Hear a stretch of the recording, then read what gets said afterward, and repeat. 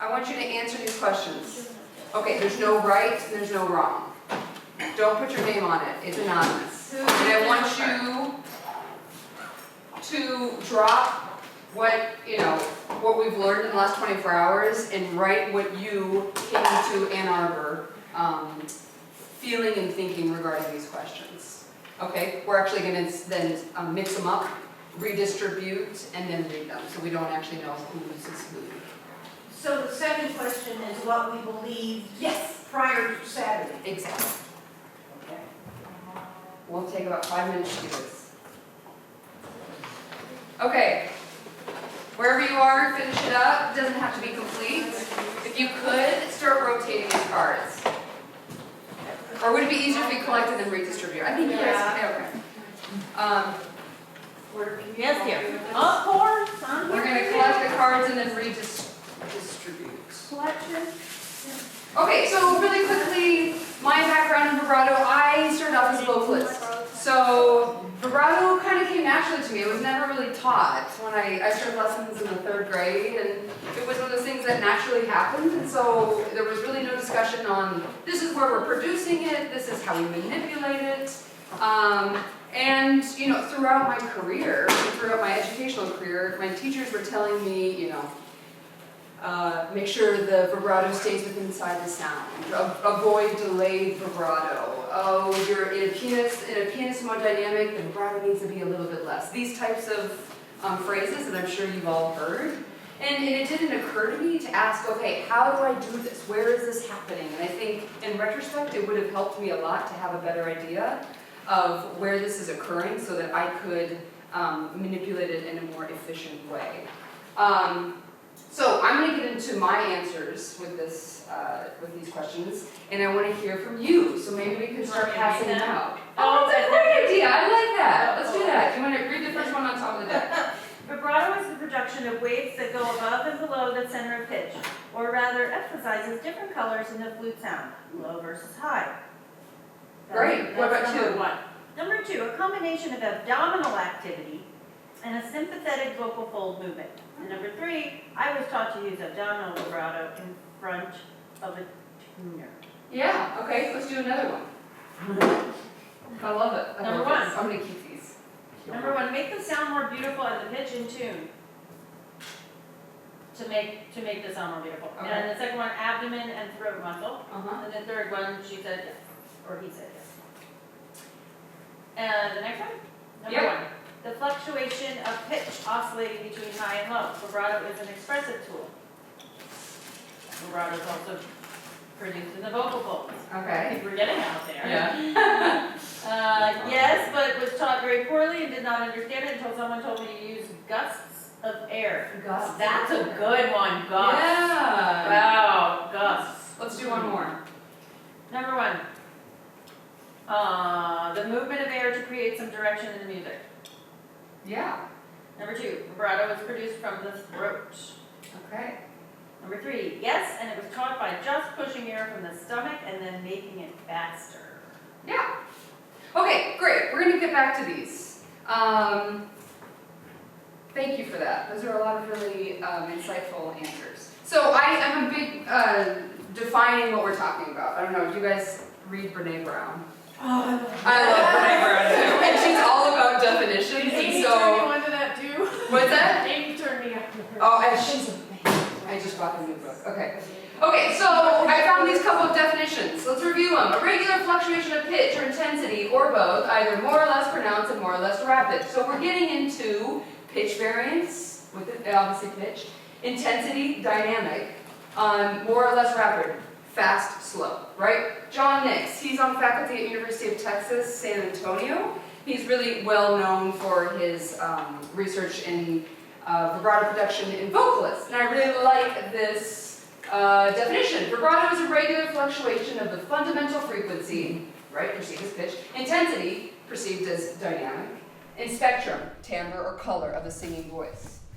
So, this is kind of my working definition. Fluctuation of air pressure that provides periodic variation in tone quality.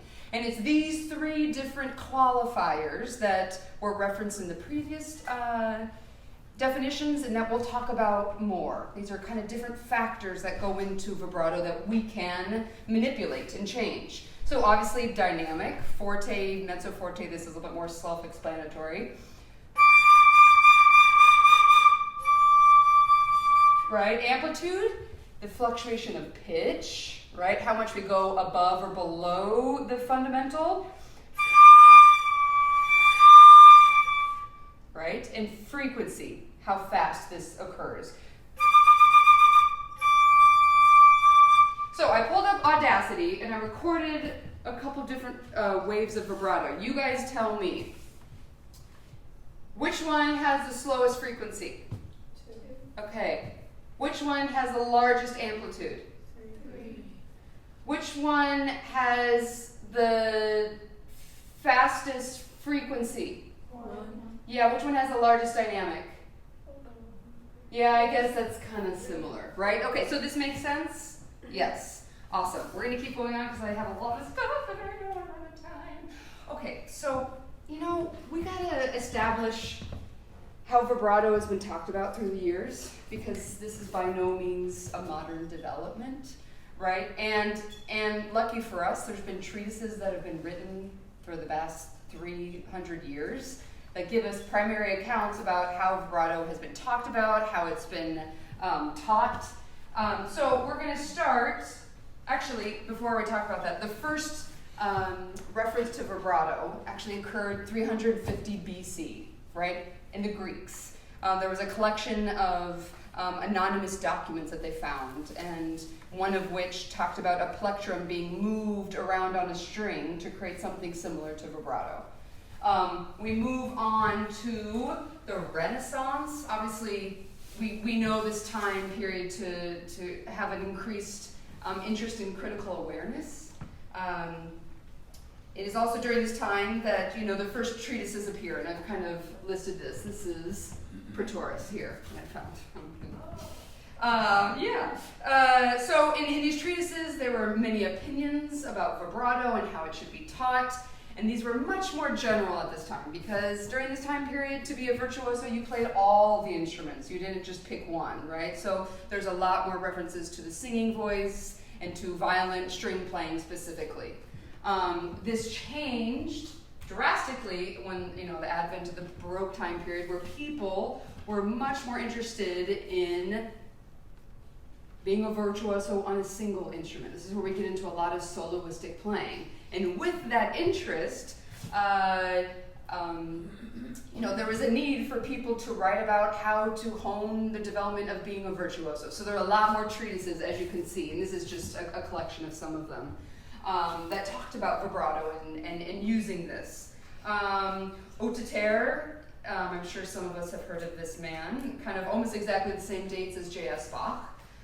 He wrote a treatise in, I think, 1707, and he spent most of his time talking about vibrato with finger vibrato, right? Battement, flattement, where you use the instrument to change the pitch instead of using it with your air, right? Using an actual key. Johann Matheson, I find this really interesting. He lived in Hamburg. 1739 is when he wrote his treatise. And as you can tell, he actually possessed a really impressive awareness of anatomy at this time. Tremolo of vibrato of the voice is the most gentle motion possible on a single definite note, and the production of which the main action occurs in the epiglottis of the throat. Wow, right? We're talking in 17th century. There's already awareness of where this might come from on the flute. Okay, I'm going very fast, so please raise your hand if you have some questions or you want me to slow down, okay? Okay, our good friend Johann Quantz. We've all read his book, right, on playing the flute. And in this section about vibrato, I find these two quotes really interesting. They were actually adjacent to one another. At one point, he talks about one can improve the tone of the flute greatly by the movement of the chest. And then in an adjacent sentence, moving the lips back and forth makes the tone at once soaring and pleasant. So you see this juxtaposition of where this occurs in the body.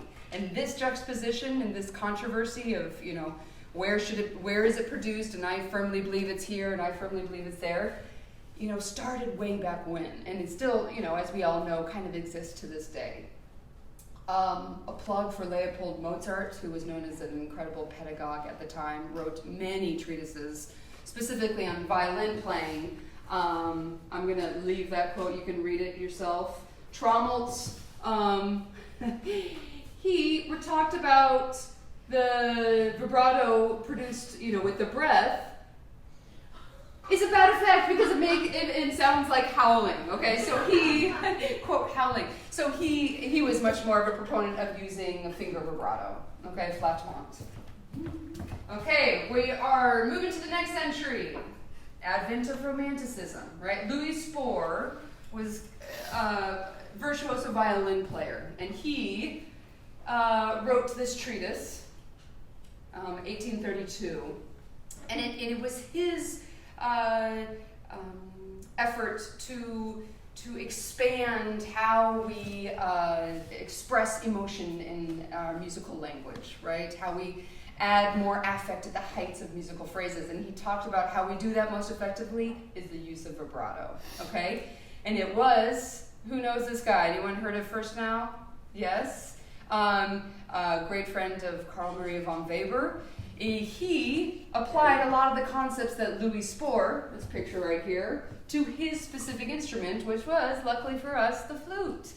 And in his treatise, he references production of vibrato coming from 3 different places: long pressure, jawbone, and tapping, which is also known as finger vibrato. Okay? Any questions? Yeah. Could you demonstrate finger vibrato? Yeah, and that's a little bit more effective on a Baroque flute, Oh, okay. right? So you would use a different finger that's not immediately adjacent. So I was fingering an A, and I would probably tap a finger that's farther down on the flute, so it wouldn't alter the pitch, but you'd hear a different timbre. Right? You see that in a lot of contemporary works already, right? Or I can't come up with an exact example of different tremolo trills that can, people to this day use. Does that answer your question? Yeah. Okay, 20th century. At this point, there's a lot of styles of playing, right? And there's primarily 2 different camps. We have the people in Northern Europe, which, England, Germany, Scandinavia, and then we have our Romance countries, France, Italy, so on and so forth. And in these different camps, we have these 2 men who kind of represent these 2 contrasting views of vibrato. Does anybody know who this man is? Shout out a name.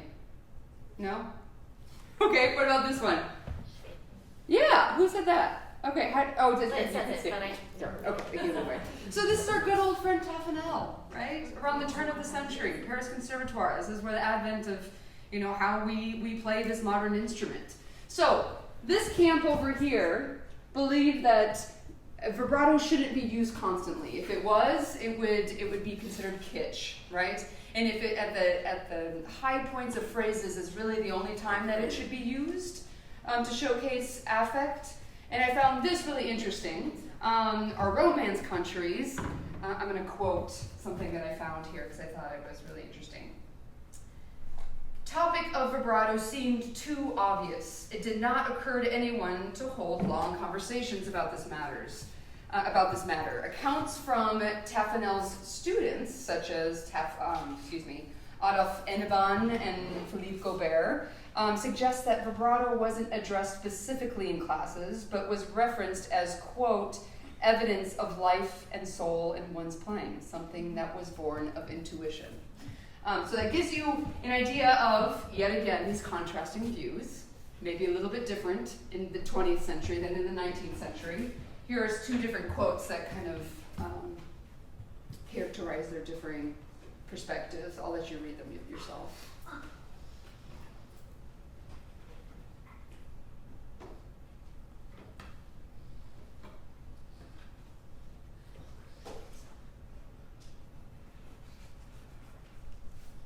Should that be lungs rather than longs? Probably, yeah. The last word Exactly. Yes. Yeah. So Tapanel didn't support? Yeah, No, they are correct. Yeah, so Tafanel was on the side in the previous slide. But, so it was more, let's see here. So Schvedler obviously did support vibrato, right? And it was to be used in a certain way. Tafanel, I think it was more about the fact that he didn't necessarily address this, that, this is an account from one of his students. So, I guess take that as you will. But I find this really interesting that, he's already talking about the vocal cords in the glottis at this point. Okay, so as we can see, there's a lot of inconsistencies, even to this day, right? And I kind of left out quotes from this century because I didn't want to pin certain people that are living up against one another. But as we can tell from these note cards, there's already, varying perspectives on this. And by no means is this presentation, and I'll mention this now and I'll reiterate it, this is not me trying to convince you of where you produce vibrato in your body.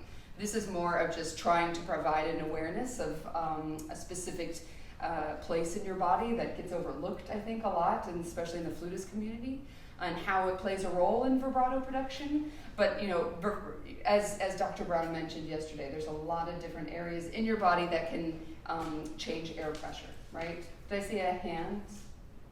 No, okay. I guess Yeah. still a little confused about who is for and not for. Yeah, so and I'm kind of making it cut and dry here because I'm doing it really quickly, and it's not cut and dry. So it was student account that put that quote, like they're the ones that wrote it, or he quoted it? Sorry, you're talking about the one that I verbally relayed was accounts from his students. Okay. And then this was actually from Paul Tafanel that he wrote down. Yeah. Yeah. Okay, so, and this is an incredible resource. It's really, really expensive, so you probably have to get it through interlibrary loan. But this is a majority of where I did a lot of my research on history of vibrato. So I highly recommend this man. Okay, and this leads us to the study, right? This is the title that Dr. Vibrato and I used for this study. It sounds very fancy. And it really started off, our objective was to get to know a little bit more about the laryngeal production of vibrato in flutists, how we manipulate amplitude, how we manipulate frequency, dynamics, so on and so forth. So here we are, December 8th. And the people who received scoping will recognize Sarah Boyer. Let's see here, this was obviously at the University of Michigan. I did a study with my students in 2016 in Wake Forest, and you'll actually see some examples from that. But we did a bit more, a broader collection of participants during this study. Okay, it's actually from this study that you'll be seeing a lot of the videos. Participants varied in age, playing abilities, gender, ethnicities. We actually had a student who did not know how to produce vibrato, had not touched her flute for several years, so we have that, and then we obviously have Amy Porter, who already referenced that she was in the study. So you can see a wide range what's coming up. So these exercises, we wanted to hear long tones in the middle register with and without vibrato, low register, high register. We wanted to hear measured vibrato that came from the abdominal muscles to see if, truly there would be no movement in the larynx during that production. And then we bumped up the metronome to show different frequencies, right, at different speeds of vibrato, okay? Optional at the end, some people played excerpts from their solo repertoire. I did some beatboxing, singing and playing, so on and so forth. So we'll get to see some of that. Okay, this was the instrument that was used. Yeah, right, many different terms of instrument. Flexible, fiber optic, transnasal videostroboscopy. So this, Dr. Brown referred to it as the spaghetti noodle, right? I think, 3.8 millimeters to be exact in diameter. a light at the end so we can actually see what the anatomy is doing. It snakes through one nostril, and I'll show you where that happens in the anatomy. And it captures with video what's going on, okay? Here are some pictures of me and my students receiving that. Oh, so you sit up and What's that? I thought they were laying down when they did it. Yeah, so typically we're sitting when this occurs. I guess I did it standing, and that my first time, and that was a little more uncomfortable. So, yeah. Okay, and we have to go into a little bit of anatomy so you guys actually understand what you're seeing. And I'll kind of dovetail into what Dr. Brown started introducing yesterday. So you have already kind of seen, and you have a handout that already references this image.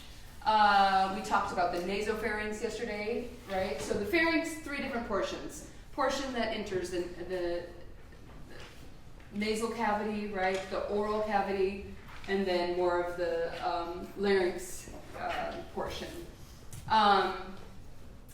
So we kind of addressed a little bit more of the top 2, the green and the yellow area. I'm going to talk a little bit more about the blue area.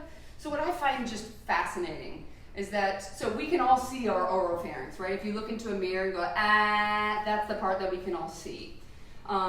As we progress down in that yellow and blue area, that's where food, water, air, that all exists until we get to the blue area, right? And it splits into 2 different columns. We have the larynx. What goes through the larynx? Air or food? Air, right. And then the esophagus. And the primary structure that's in charge of determining where, certain material goes is the epiglottis, right? This thing right here. We'll see a lot of this in the videos. I found a really interesting video that demonstrates the epiglottis in motion. A type of lid called the epiglottis closes both the vocal cords when we swallow.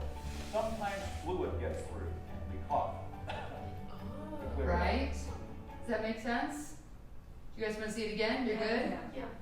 Wait, sorry, yeses means. We want to see Yes. You want to see it again? Okay. Called the epiglottis closes both the vocal cords when we swallow. Sometimes fluid gets through and we cough.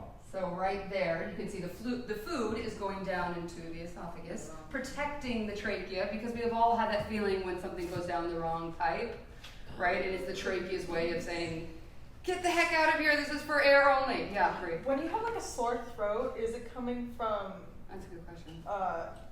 which pipe? Depends. It's usually coming from your oral pharynx, so like a lot of times around where your tonsils are. Oh, okay. Yeah, maybe not from this Okay. So, and obviously this opening right here, this is our voice box. This is exactly where the vocal folds sit, at the top of the larynx. And we can all kind of find this on our body right now. So, can you, on your neck, find where, where our Adam's apple is. You can kind of go down. It's going to be a little bit more prominent on males than females, but it's kind of the most prominent piece of cartilage that pops out. Right, this is our, what is this, our thyroid cartilage? What is this exactly? Yeah. And right behind this is exactly where your vocal folds exist. This is the protective structure in front of it, right? And these vocal folds are a V. The opening of the V faces your spinal column. The tip of it is right at the, what you're touching.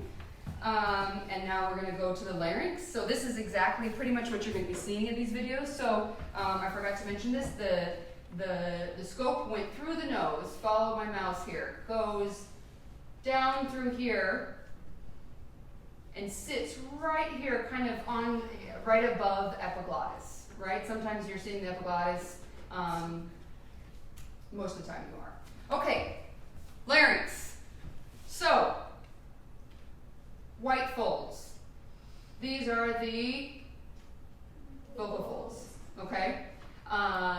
The things that move these vocal folds, and there's a lot of different muscles. I'll kind of go into, I guess, these cartilages, the arytenoid cartilages, don't move them. Muscles move cartilages, but you'll see these arytenoid cartilages moving these vocal folds back and forth, Okay, this open space, do you see these rings in this gray area? That's the trachea. So we'll actually be able to see inside people's tracheas. When it's open, this opening is called the glottis, right? So when we talk or we speak, the glottis closes, so the vocal folds vibrate. When we breathe, the glottal space gets larger so that we can obviously get air into our lungs and vice versa. This is our epiglottis here at the bottom, okay? And then our tongue, base of our tongue. Remember how large our tongue is, and what we see and feel is just kind of the tip of the iceberg. Okay, here's my selfie of my larynx. Okay, this is your turn. Quiz time. What's this right here? What's that? Epiglottis, great. What's this? What are these? Vocal folds. What's this dark space? That's trachea. That's it. Okay, right inside there is a trachea. The opening is called the... Correct. These cartilages are called... Nice, guys. Wow. Okay. These are the laryngeal walls, right? And then base of tongue down here. Questions? Do we need to pause? We're going to keep steam rolling ahead? I guess we are. Okay. So I'm going to just give you a sample of... this was actually taken in North Carolina. So in this procedure, as I mentioned, it goes through the nose, and we stopped at right here to show closure, right? Dr. Brown talked about how soft palate in that uvula, right, completely closes against the back wall. So you'll get to see some of that, and then the scope descends to the larynx, okay?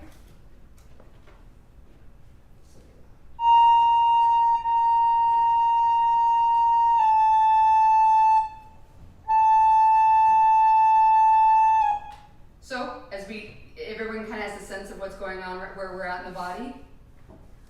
Any questions? We'll just keep going. You can ask questions afterwards.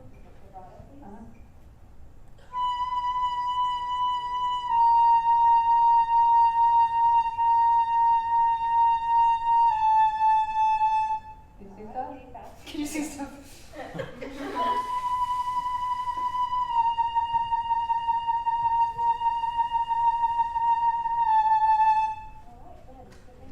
And now we're descending. Woo, there they are.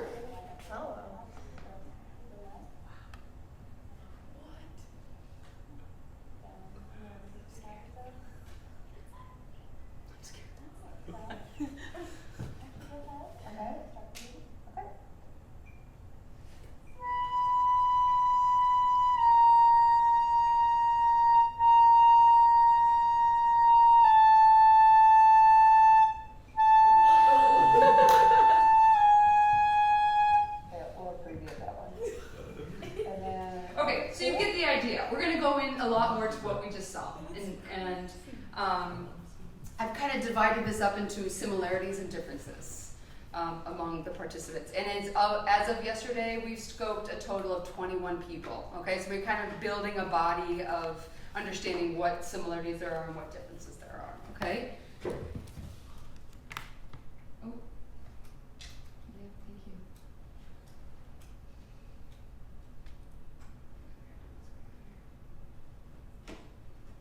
So, in general, all participants use their vocal folds to produce vibrato in varying degrees, but that was a similarity. Prior to tone production, as you saw, all participants' vocal folds came together, right, to make a smaller glottal opening. That was consistent among everyone.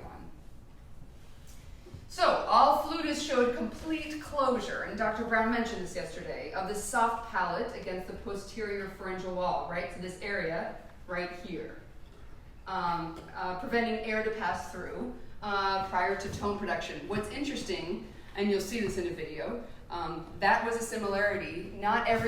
Some people opened up this area to breathe between creating tone production, and some didn't. You'll be able to see this. So this is in the nasopharynx.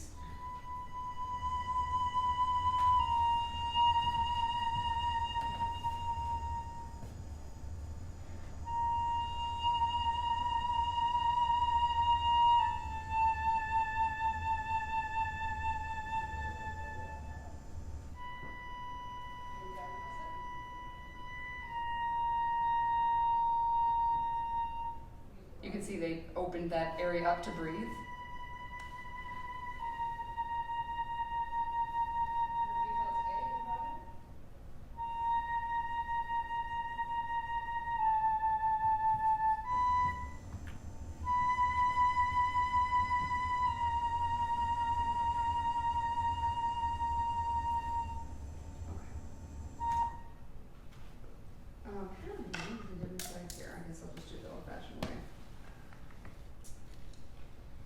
Is that one mine? We don't know. And that's the whole point. Part of the study is, you know, people need to remain anonymous for the safety of It the. just sounded familiar. Okay. Yeah. So remember, part of the exercises was we started off with abdominally produced vibrato, and in prior to every participant playing, I did reiterate that. But in this exercise, there was vocal fold movement to varying degrees. So this is that particular exercise that I mentioned. Produce your vibrato from your abdominal muscles.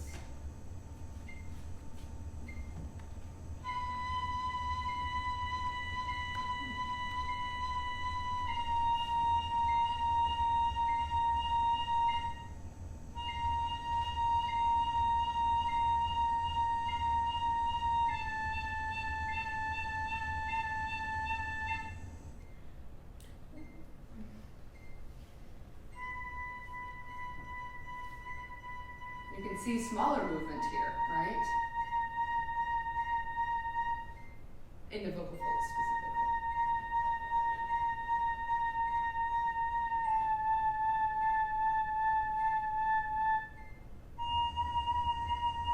A little bit more movement.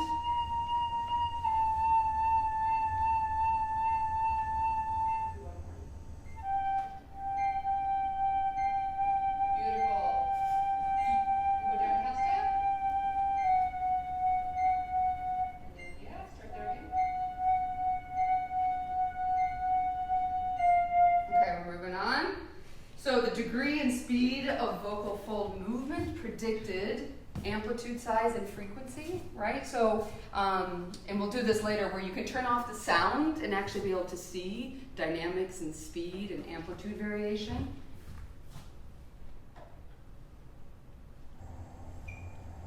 So we're looking at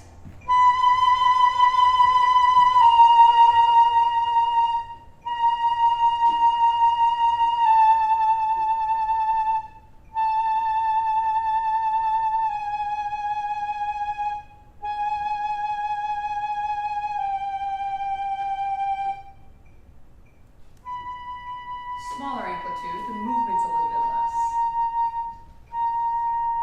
And the pulses of vibrato that you're hearing coordinate what you're seeing, right? In the same rhythm. And there's someone else.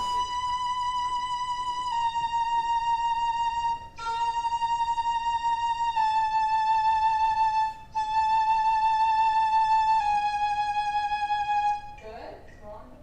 Okay, we're moving on. So, and some of these exercises required no vibrato, and in these exercises, absolutely no movement was seen in the vocal folds.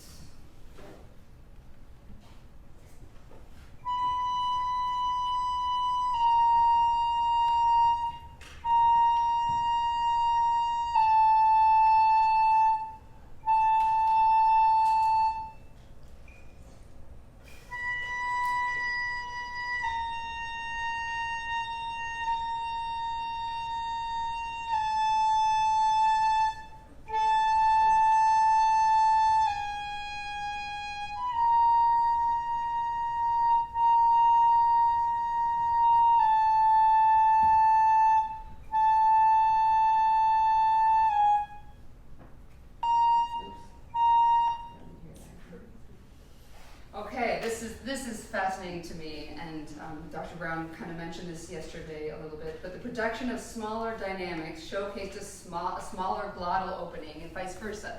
Basically the same things that we do with our aperture, right? When you're creating a taper, that shape that we create with our lips gets smaller. The same thing we found in our vocal fold. So I'm actually going to turn off the sound so that you guys can guess which dynamics this person starts with.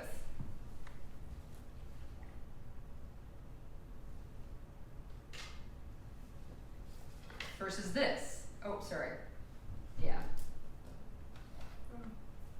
So the first example was what? Yeah, exactly. And then this one is interesting. Which is,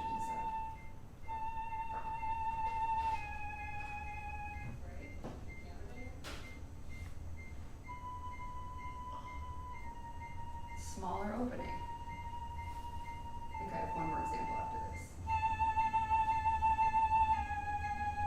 Yeah, I think the piano dynamic.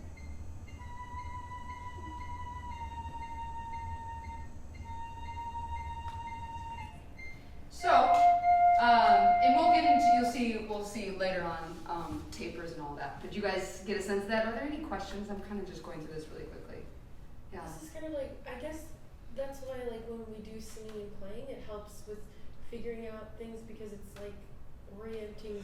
I don't know. It just reminds me of how close vocal production is to like sound on your flute and how they're interrelated to one another because the sound you're making with your throat and the after. I don't know. That's just It's all the same anatomy. Yeah. And one thing that we didn't do, and so you guys can feel this on your own body. Can everyone make kind of glottal sounds? Right? Those are the vocal folds coming together to create that sound. So that's the area that we're talking about. Yeah. And it's that movement at a larger scale that you're doing that,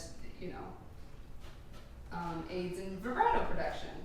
Okay, here are the tapers. So exactly, how I imagine myself executing a taper and how I teach tapers, right, is that the airstream, the aperture gets smaller and we direct it up a little bit. The same thing is happening in our vocal folds.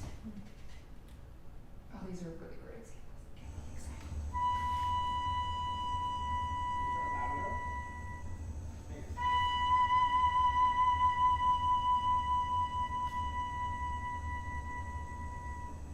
excited.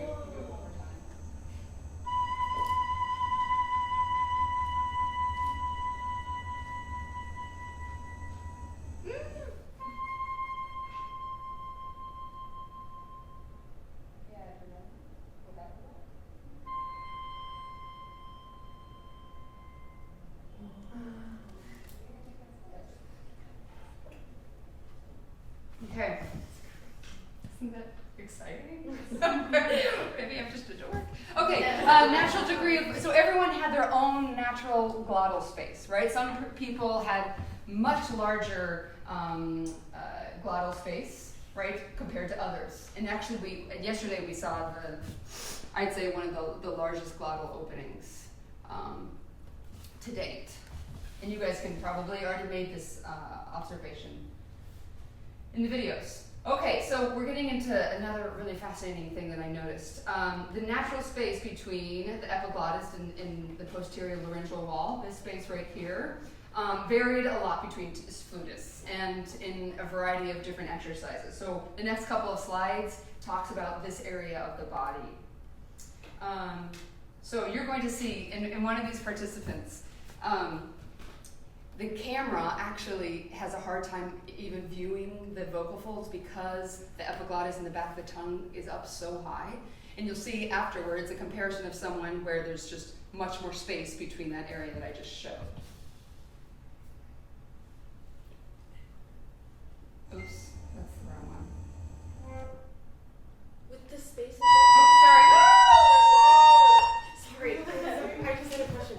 So is the space has to do with like what's naturally, like they just naturally have more space, or are they creating more space? So, and that's a question, right? So, when we talk about, can you pretend that you have a watermelon or a cantaloupe or an apple in the back of your throat, right? And Dr. Brown, correct me if I'm wrong, but we can experiment with this with ourselves. So if you put your finger on your Adam's apple and think about like you're closing off that area, like you're trying to stop and exhale, right? So we're closing that area versus can you drop your Adam's apple all the way down, right? Like you're I don't know. This is something I've been experimenting with my students. But as you can see, as my Adam's apple, as I descend, I don't know if you can see it. Oh, well. Right? Can you guys see that? So that's the space we're talking about. And people have their own, I mean, we're all different, and all of our bodies are different. But I will say some of the more professional flutists and the larger sounds had a bit bigger space.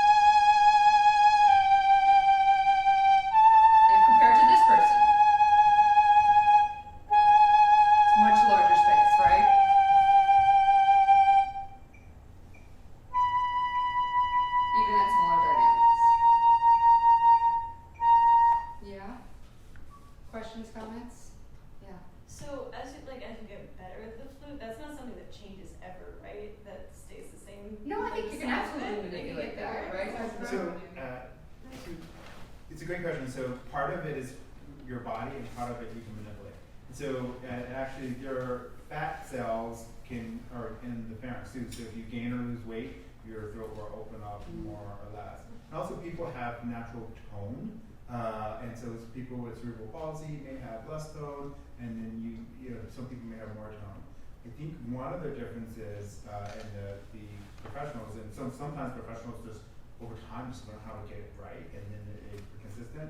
But I think one of the things you're doing when you're moving your Adam's apple is actually you're moving your tongue forward, and I think it's bringing everything else forward with it. Oh, yeah, and so what I'm noticing is that the bigger ones is that either the natural tongue, because we do have some people have bigger tongues, some people have tonsils behind their tongues. I actually removing someone's tonsils behind their tongues this week, and that pushes things further back. So as part of it's our own natural anatomy, our pharynx, how much adipose tissue is there, how big our tongue is, but we can manipulate it by bringing the tongue forward. And that may be something that we try next time, is have them do different vowels and see where their tongues land up. And you're talking about the opening, you're talking about the glottal opening, how big it is? No, sorry, I'm talking about the space between the epiglottis here and here. Oh, okay. Yeah, do you guys want to see that again? So now, the first person, yeah, let's see it. See how that's much more compressed. Okay.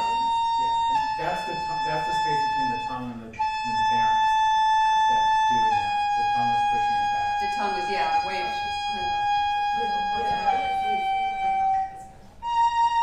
Same person. Wow.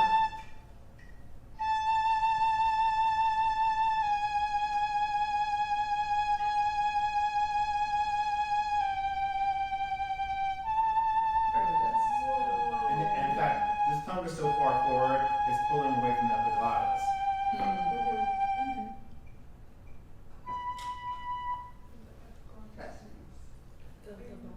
So this is something else. I'm pretty sure this is a vocalese that spans 3 different octaves. So the same space that we're talking about, from the bottom of the screen basically to the top.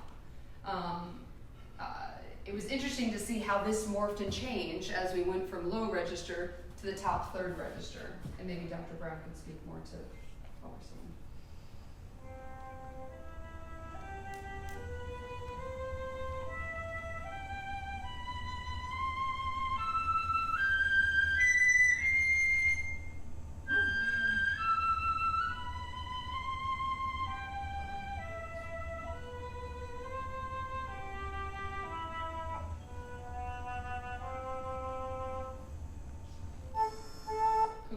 Yeah, so interesting on that one that this person clearly knows some of the pressure differences needed for the upper versus the lower. I actually saw the pharynx got bigger when they went to the lower. Not necessarily, I didn't see the vocal folds, but the pharynx. Right. Because we have to do certain things to get those lower notes out, and it's a combination of pressure and flow. And so that person understood how to modulate that. Right, for these different. Sorry, what do you mean by pharynx? So the pharynx is, so this whole area here that we're looking at, the entire area is considered the pharynx. And so what you saw, can you go back to that last video? Because it was pretty dramatic. Yes. Thank you. So look at the bottom, those little mouths are the tongue. Everything's closing off now when we go up to higher pitches. Now watch when they come down, things are going to open up. It's already opening, we're getting lower, everything's getting bigger. It's And getting as this low bigger. B comes. And now the lowest notes is the biggest. And then this also shows, so this next example is someone who is playing a long tone in the middle register, and then we ask this person to ascend to high B, and you can see the difference between these two different octaves. Okay, same thing, no vibrato.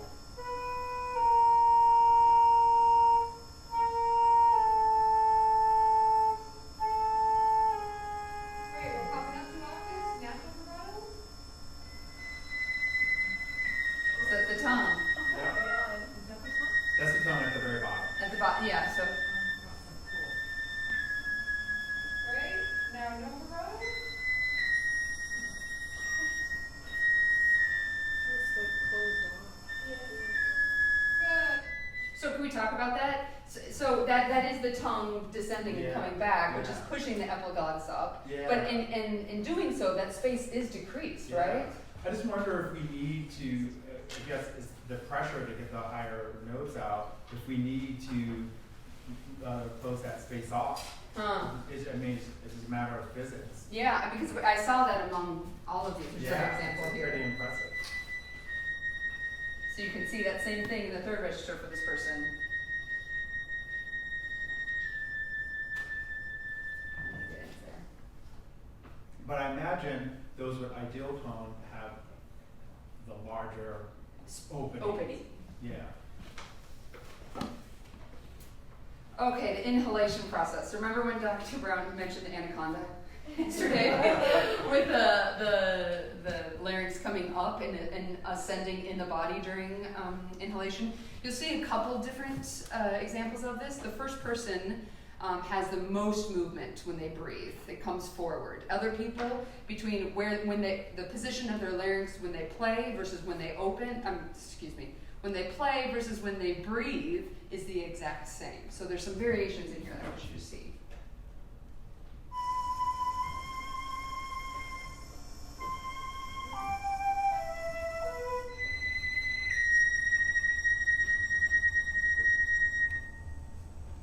Goes down.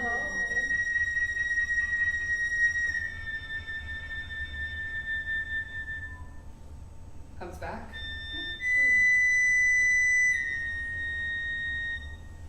Stays in the same position.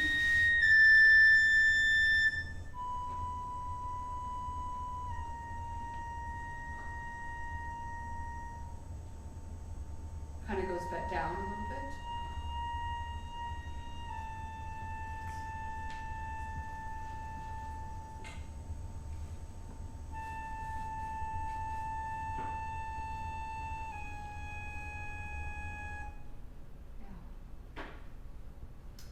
Questions, comments? Yeah.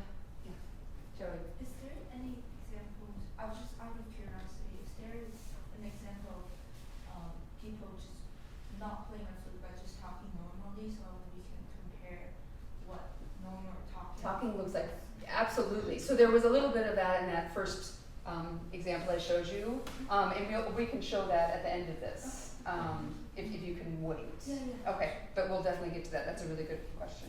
And So, as far as the tongue, how's the best way, because it's like, oh, just move the tongue forward, but like the tongue is so big, as we talked about, you can't really feel the back of the tongue as much as you can like the front. So by moving the front forward, does it take the tongue with it, or does it just stretch it out, because you have to figure out a way to Yeah. like somehow bring the back of the tongue, which you can't really feel very well forward? yeah, Dr. Brown, what do you think? So if you feel where your Adam's apple is, and then you go above it. There's another little bone above it, of the hyoid. And then go above it, you should feel like a firm muscle there. That's all your tongue. That's mainly your tongue. It's like there's a couple muscles before, but that's mainly your tongue. And if you push your finger forward, like you were doing, Oh, right. Yeah. you can actually feel it. Push your. Can you feel? Yeah, but and then be cautious of jaw stuff, right? It's Yeah. hard to isolate the two. But you can. I think when you're pushing your Adam's apple forward, it's actually your tongue. Your tongue. Because your Adam's apple, the muscles around your larynx don't pull forward; they pull up and down. And so it has to be your tongue. So, Yeah. I was thinking of a funny question, but how do you push all that volume out your tongue? I guess Coming out. Yeah. Like, for instance, can you put your hand on my so I'm going to move my Adam's apple down, and the tongue is not going to come out. So it is possible. You're just finding a different way of organizing that huge muscle in your body. So Isn't it the easiest way to find out how to move that down, your Adam's apple down is to yawn? or swallow, like when you Yeah. swallow. Because you can move, do you see now you're, Yeah, when you yawn, it does come forward. is that like, does dropping the jaw have anything to do with moving the tongue as well then? Because I noticed that when I drop the jaw, it goes boop. Well, maybe that's just the two movements that you marry together, right? Because you can absolutely drop your jaw and remain in the same position, right? Nothing's moving here. Alright. So these are all things to be experimenting with, right? That's the whole point of this, is to be aware of what's going on and how some of these movements can be isolated and don't have to be married to other movements. Okay, let's keep going on. Oh yeah, well we kind of already did that. This is the same vocalese, the shape that changes over the course of 3 octaves. Okay, so I find this really interesting. So the degree to which participants use their soft palate, right? So this area, system center endpoint protection. Soft palate, this stuff up here, well, we'll see that in the nasopharynx portion of the video. The epiglottis, the laryngeal walls, the base of the tongue, that all differed with every person, right? So some people, it was primarily only the vocal folds, and other people, during the procedure, the camera was actually moving so much up and down from these other structures that were moving sympathetically, or not sympathetically.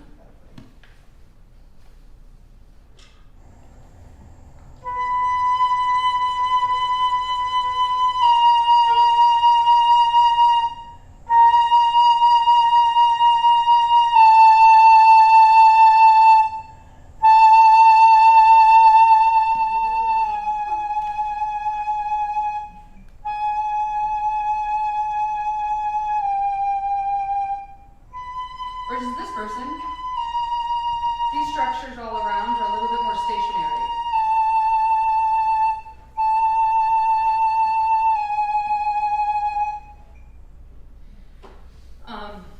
Yeah, Annalise? Do you find that the professionals are more stationary or moving, or does it not really matter so far? I haven't. I don't know the differences between that. Yeah. I think part of it is, I just wonder that whenever it's moving, is it how much the soft palate is moving? Because that would modulate the camera as well. And so the nerve that makes the vocal fold move controls the tone of the pharynx and it also moves the palate. And so, and then our bodies aren't all exactly the same. And so some will, as we try to do one focus thing, some other things may be activated as well. Because we noticed variations in palatal movement with vibrato. Right. Some were more pronounced than others. Right. So part of it's our own body. You know, and I have this theory, and you can totally tell me if I'm wrong. Yeah. And I have a video to show how do vocalists make vibrato compared to how do flutists make vibrato. And vocalists, you'll see these other structures, it's actually vibrating. The vocal folds are being used to produce tone, right? Yeah. And I noticed, because I personally, I use a lot more of the other structures, and I wonder how much people who have vocal training already are used to using these other structures and then apply that to flute playing. Yeah, so we can look at that at the end of this as well. Okay, yes, I love this thing too. Okay, so articulated movement, right? It's really hard to play legato. So often we marry our fingers to our throat, right? To get, for instance, this is me not using articulation.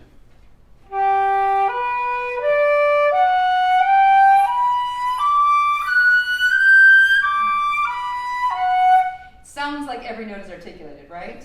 I can guarantee you I'm doing nothing, at least with the tip of my tongue.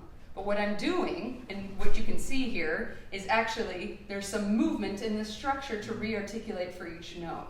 Some people had it, I mean, I still work every day to reduce that articulation in that area, but here you can actually see it. Is this what, like, if your teacher says, like, try to play between the notes?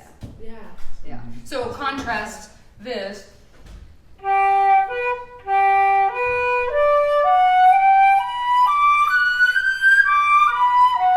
For it with.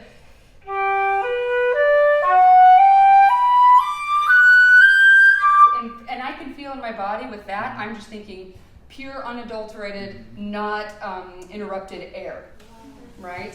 And that's where, and maybe we can do some of this, that fun tool, that fun exercise where I play the head joint and someone else plays the flute.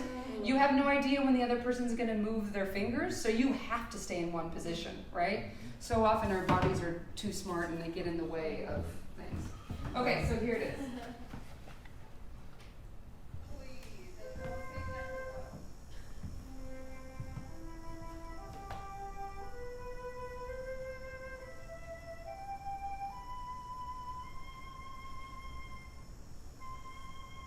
This person had not much, right? Also, no delayed vibrato on each note.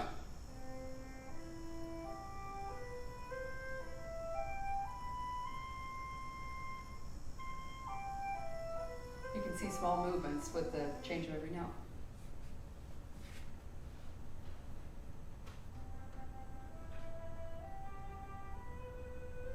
You can see delayed vibrato here.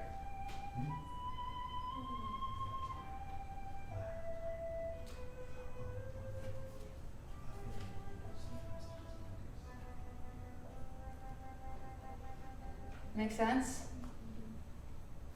Thoughts? Anybody that needs to see that again? Feel like I have a grasp on that?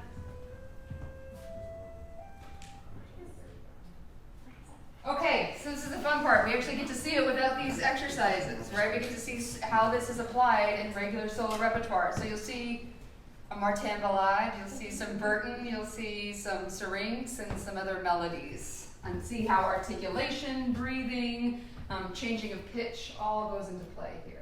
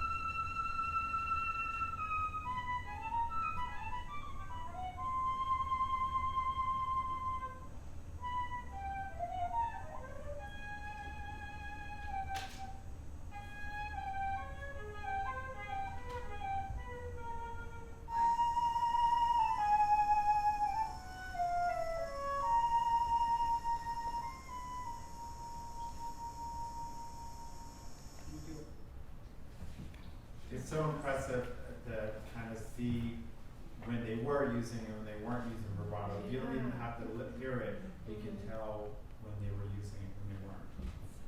Are there other observations? Anything that's surprising, or maybe by this point things aren't surprising. You've been seeing this for now 30 minutes. It just seems so much more obvious, like when you're stopping your vibrato. Like I feel like I'm a lot more aware of it, like listening to it now that I have the visual. Right. Yeah.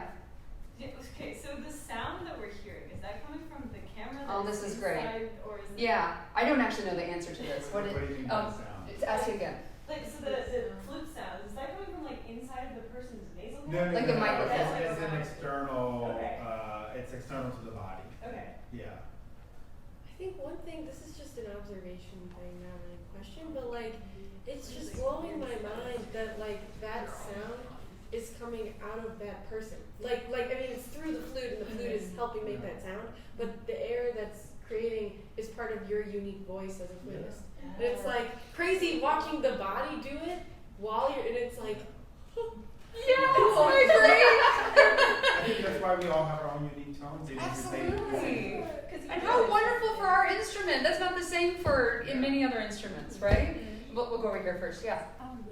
So, like watching the solo repertoire, you can actually see the phrasing, like in the movement. And I've never I've only heard phrasing. So That's really cool. That's such a good point, right? You can see the larger dynamics, or where the peak of a phrase is with amplitude, and then coming away. Yeah. So like, say you like get sick or like you have like a vocal injury or something, and you're told to not like talk for like a couple weeks or whatever. Yeah. Like, should you not play because your vocal folds are also like? That's a great question. Technically, yes.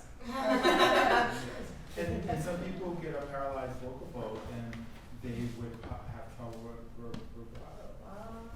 Yeah. So with that being said, is there like an unhealthy way of doing vibrato? Huh. Because I've heard that some just from random things, like saying that. You mean in your larynx? Yeah, like if you do something, like if you do this is wrong, and you can damage your vocal. Well, a lot of people will like to say that this is wrong or right. Yeah. But we talked about this yesterday, that if you're using your jaw to create vibrato, I mean that repetitive motion could theoretically create TMJ, right? I don't know specifically about. I don't think the vocal folds, yeah. So the vocal folds get traumatized at extremes of sound. So when you scream, it causes more trauma because it slaps each other themselves together. And when you whisper, the same thing happens. But for flute playing, I don't see any potential for damage because you're having a steady stream, and you're not banging your vocal folds. It's very gentle movements here. These are elegant movements. Movimenti eleganti. Okay, let's do two more, and then we'll go on. Joey, do you want to go first? This is more academic wise, but what is this study trying to? Very good question. So, like most research, right, if you guys have done research yourself, if you have a topic that's like, oh, maybe I'll go find some resources, and you start reading, and you realize, wow, this has produced 10 other questions, right? So often we went in there, I first wanted to know, remember my first question was, it was 2015, spring of 2015, and I was subbing for Nancy Stagnino when she was on sabbatical at Interlochen, and a student asked, we were talking about vibrato, and a student asked, where do we produce vibrato, right? I mentioned this yesterday, and I said it was an oscillation of air pressure between your abdomen muscles and your throat, and they said, well, what's in your throat? And I realized I didn't know, so I wanted to figure out what was going on in this area of the body. That's where it started. And then we made objectives of how do we manipulate amplitude, frequency, and all that different stuff. And every time we've gone in there, we've tried other things because we started experimenting with articulation yesterday, right? And looking at other extended techniques. So really, for me, if I was to answer that, it's just to get a better sense of how this area of the body is a part of the tone production process, right? So it started off mainly with vibrato, and for me, it's opened up a lot of other aspects. Breathing, right? Other aspects of health in this area, and you can see other things that are going on. Yeah, how about, I know Madeline had a question. When you're, because I like, you hear these different things, but with singing and playing, can that be harmful? Like if you do too much of it? Like I've heard that before where people are like, well, you don't want to do too much of that because, so I didn't know if that was like Mythbusters thing or what. So the way we sing and train, so if you naturally sang, I think it would be fine, but the way we sing and play, it could be a little bit more dramatic. It's a little bit more dramatic on the vocal folds. because I think you're creating a lot more pressure there. Okay. But I mean, that would have to be a lot. You have to do that like every day for like an hour or so. So it's unlikely, but it does cause more strain when you do that. Okay. And if you feel strain, then it's not good. Yeah. Okay. I'm gonna keep going on. We still will have time for questions, but there's still, okay, this is fun. Right? This is fun. Extended technique. So some people, I did some beatboxing, but you'll see some singing and playing, flutter tongue. And then I'm gonna pause it before the glottal articulation for low register haha.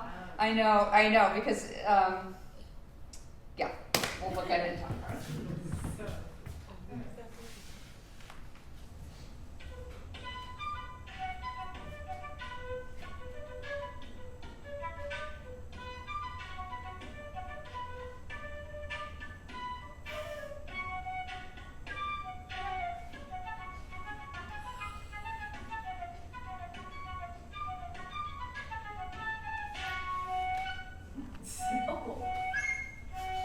We're just getting more stuff in there.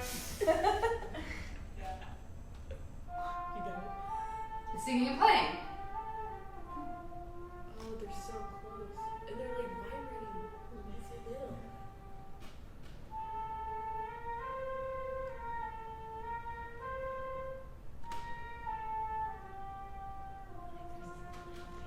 That's crazy. Papa.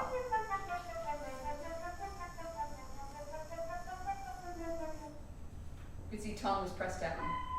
Flutter tonguing. Yeah, because it's for mainly for the tongue. And then Dr. Brown brought the scope up to see if you could see the tongue. Right here, you can kind of see it fluttering.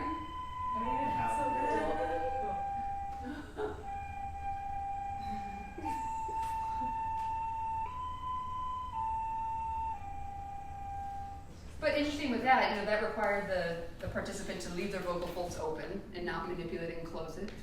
What were some other? What if you flutter tongue with your throat in? Because I can't do my tongue. Oh. Yeah, I do it with my throat too. That's right. We should have asked someone to do that. To do it how? The glottal. I'll do it. Brittany's like, give me another stick. That would be traumatic.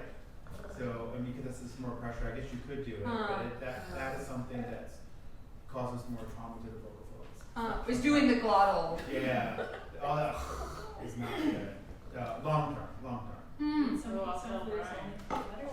Yeah, I guess if you're not doing it for hours or in the day, so I think it's fine. Okay. Yeah.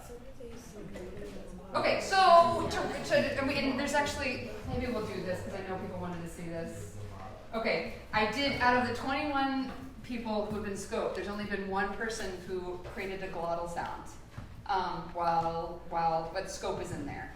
And in hearing Dr. Brown's thoughts, I'm not gonna talk about what I think until we actually look at it. So this person breathes, the throat sound happens after the second breath.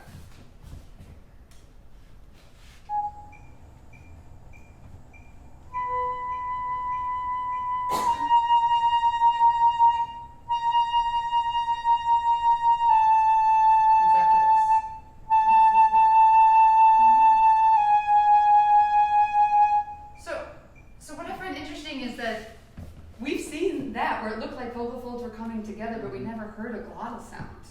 I didn't hear it there. Oh, you didn't? Did some people maybe? I heard it. Okay, should we do it? Let's do it one more time. I don't want to turn it up because the audio is really Yeah, no, tinny. it's not, maybe I wasn't listening well.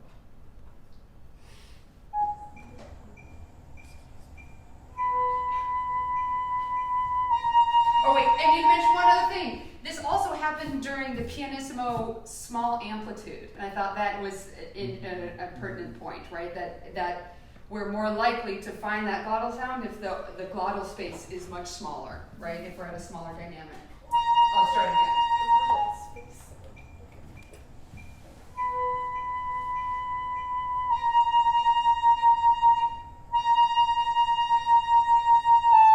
And it happens after this breath.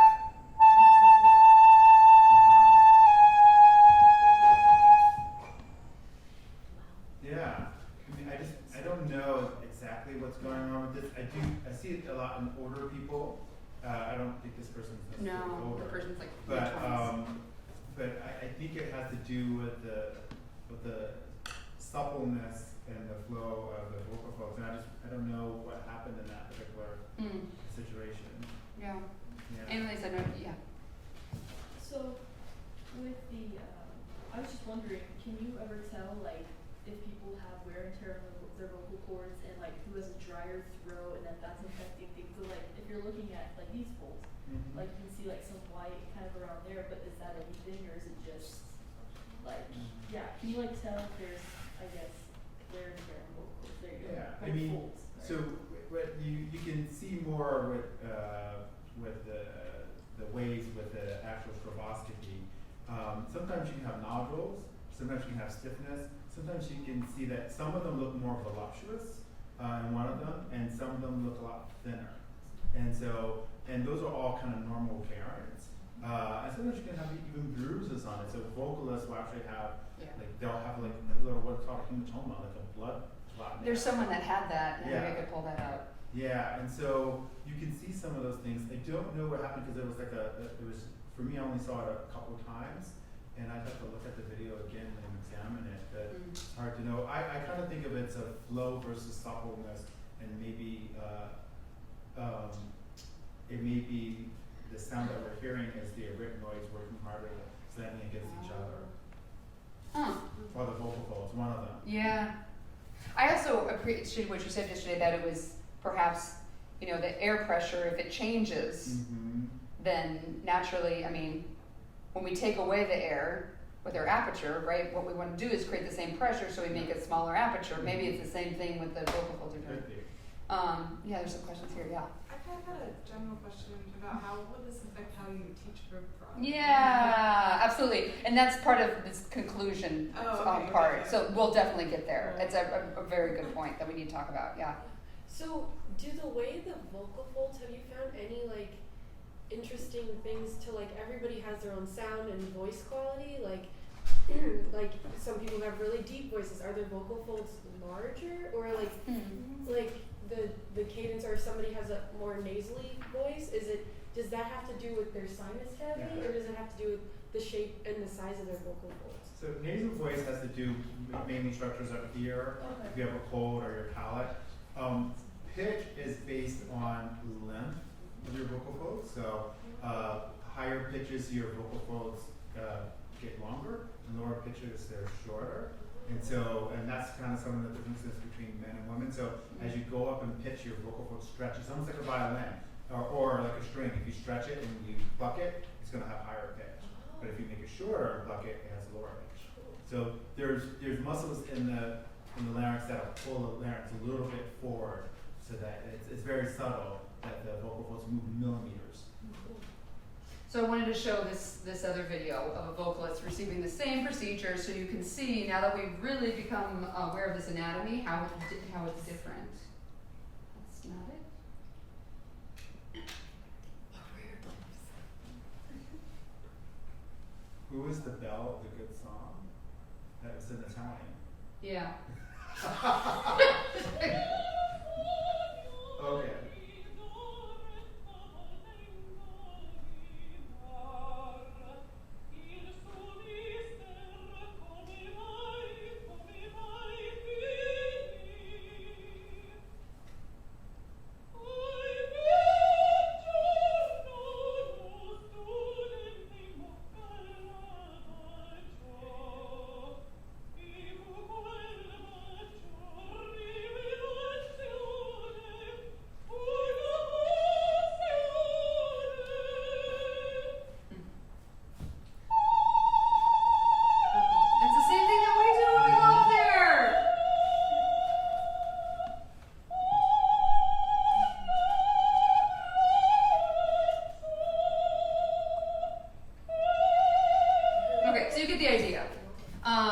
Obviously, their vocal folds aren't moving, but these other structures, especially the base of the tongue, was moving quite a bit.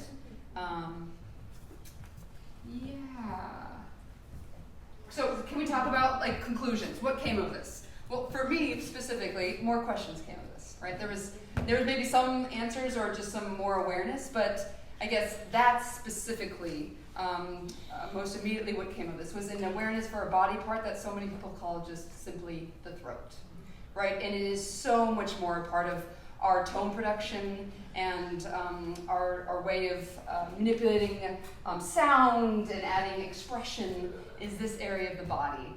So I know I teach and I've been taught with anatomical locators, right? So drop your jaw, make your vibrato smaller, make your vibrato larger, can you open up your throat? And I think when I had an idea of what to do, when teachers would tell me what to do, when that was told to me, but mapping this area of the body and actually seeing it created a much greater awareness. So now when I'm teaching vibrato, even to someone as young as 12 years old, I'll typically just pull this up so they're aware of the anatomy, right? So they can see it. Maybe it'll click at that point, maybe it won't, but the goal is to have an awareness of our instrument that really, we play on a metal tube. It's much more of a metal tube. but our instrument is ultimately, our body and how it aids in tone production. So a lot of people have asked me that. It's like, okay, so what? What do we do with this, right? And there's a lot more differences than there are similarities. And also just getting the word out about, let's be curious about this part of our body. Because when I ask students, I'm curious, where do you feel like you vibrate? And I'll tell you 9 times out of 10, if we haven't had this conversation yet, the student will do this. They'll put their hand on their chest, or they'll put their hand on their abdomen, right? Which is great, and maybe they feel it there, and that's terrific, right? The same thing if put your air up here. Maybe that works for you.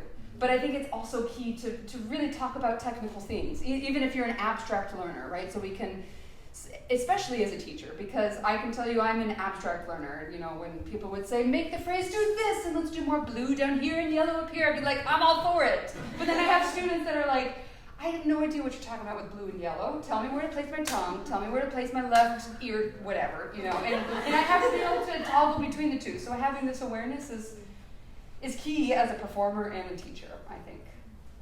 Bree. I think it'd be really interesting to see it on other instruments because they say flute's the closest instrument to the voice. It's a non-pressured instrument, but every other instrument kind of says the same thing. They're like, oh, but we're close to the human voice.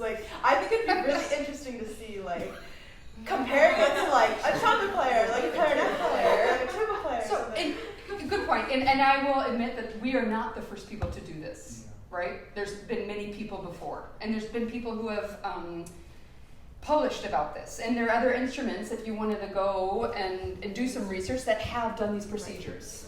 So that stuff is there. Yeah, Adam. Well, I just have a question. Oh, got it, yeah. I know that I missed the first part of this. This seems incredible. When I came in, Dr. Brown was talking about the pitches that happen for the singer by the shape of the vocal cords, depending on the pitch. Because the flute is outside of the body, and the pitch is controlled by the length of the tube. Does that, so for example, do people see this in I know we're talking about vibrato here, but do people see this and assume that, let's say when you're up high, that things get tight, for example, right? Because the pitch is controlled on the outside of the body of the flute, the resonating cavity could still always, where a singer has to much more carefully manage that. That's true. The pitch is also controlled inside. So when we talk about open throat, it's all within reason of it's all in relation rather to the pitch. Right. The singer might be singing, but and you've done this with flutists playing? Oh, you can't do that, can you? You really can't do it. No, that's what the whole study was. Yeah, we did. And we did actually see that when flutists would go ascend into the third register, that the similar motion into pharynx would occur, that it would get smaller. That's interesting. Yeah, Joey. I just have this kind of idea of since we're looking at cameras and videos of what is going on within the throat, there's no enough technology to see what's going on in the lungs and the stomach yet. And I think we need to pay attention that we are not gonna control our thing wrongly by tightening it and thinking it not the way that's not the right path to achieve, to open or close the door. Absolutely. And Dr. Brown and I talk about this a lot, especially in how we introduce these types of concepts to the flute community, that we do not want to say, vibrato is produced from the vocal folds, because that's not the only place where we can produce it, and that's not the only thing that's occurring, right? Our body is very much intertwined in the fact of where these movements are coming from. So you bring up a really good point. And that's also a lot of, it's exactly that point of view that brings up a lot of contention, right? Mm-hmm. And I want to challenge the word of tightening that area. It's just changing shape. Maybe seeing it in that way instead of, tension producing. But there is some type of technology where looking at these other organs does exist. Am I correct, Dr. Yeah, so we can do like functional MRI. The problem is you can't take a flute in an MRI, so you have to maybe play a wood flute or something like that. But you can actually see what the dynamics are. So we're just looking at one part of how we modulate or affect sound. We can talk about the diaphragm, it has a role. We can talk about the lungs, it has a role. Totally. We can talk about the tongue. There's so many parts that have a control, but we're now excited to learn about the voice box and how does that contribute. Right. And so we see a lot. And those resources are out there. If you email me, I know Patricia George did a recent, doing x-ray, and you can actually see her tongue vibrating. The person whose book that I put on the slide also did a similar type of study in the 80s. So there's other ways of looking at these other areas of the body. Yeah, Christine. Just to say, you're not saying, we leave here saying vibrato is produced with vocal cords. The vocals, sorry. So I say, I hesitate To definitively say that. to say that that's the only place where vibrato comes from. Obviously, we've seen that vibrato production, there is movement in the vocal folds. But there's probably, and that's to go to this handout for, what is our objective with vibrato? We kind of talked about that at the very beginning, but to me, to be able to manipulate these three different amplitude, frequency, and dynamic, right? And how I try to start off all my vibrato exercises is producing it purely from the abdomen, even if that's not the case, right? So trying to get a very, very large amplitude and thinking primarily leaving this as open as possible, even though maybe it's moving, but I'm going to put my focus on my abdominal muscles, right? So, and as you can tell, I'm moving here and it's corresponding to what you're hearing as an amplitude. So obviously there's some, my abdominal muscles are being used in the aiding of the vibrato process. So does that answer your question? Yeah, great. Yeah, I don't know. I know Adam needs to. What time is it? 30. It is 30. Okay. So, happy to talk about this more. I'm going to be around. The people who, we're going to play, I'm happy to meet with you one-on-one if you want to talk about this some more. But we need to move on. Yeah. Just a quick question. Which one was Amy? Was there a way for us to... We're not supposed to say. That's part of this whole... Oh, really? And we didn't talk about that, the nature of IRB. This is an aspect in the arts that we don't talk about in terms of research, hard scientific research, and the process that you have to go through in receiving IRB, It's like so... It's a lot. It took us, oh my gosh, it took us months upon months to get approval. Protect people with identity. Yeah, exactly. And that's another topic that I'm happy to talk about if you're interested in doing research yourself in these ways. Okay.